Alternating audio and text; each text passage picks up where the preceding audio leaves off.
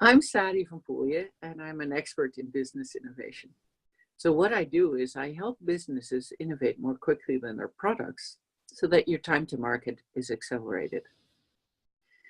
One of the things that really helps me in this is leadership coaching or leadership team coaching.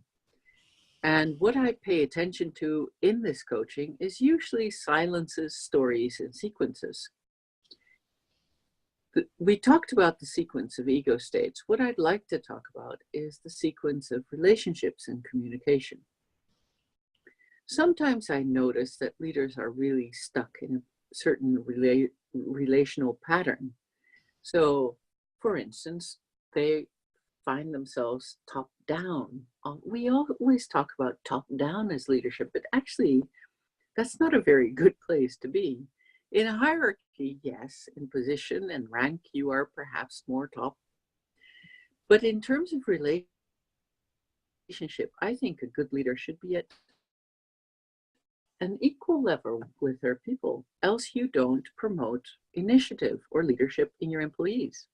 So what we teach people in leadership team coaching or leadership coaching is really to recognize and honor the rank difference, but to communicate and relate inequality. So what do I use for this?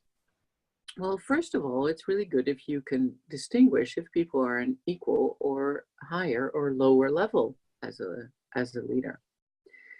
We often see that leaders create what we call symbiotic chains. And what we mean by that is that it's almost as if they position themselves on top and they're the ones thinking for the organization, and they expect their employees to just execute what they think. And that means that the employees are really excluding their whole adult and parent function, where the leader is really excluding their whole child ego state. Neither is a very healthy position to be in. When you exclude your child ego state, you're excluding everything that's intuitive, feeling, spontaneous, relating, intimate in your life. And that means you become a kind of a robot thinker who has values and norms, but doesn't feel very much. Not a good place for a leader to be.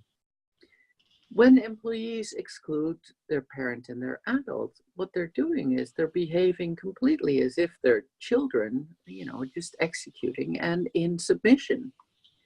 And what they're excluding is really their ability to think and to have values and ethical norms. Not a good place to be for an employee.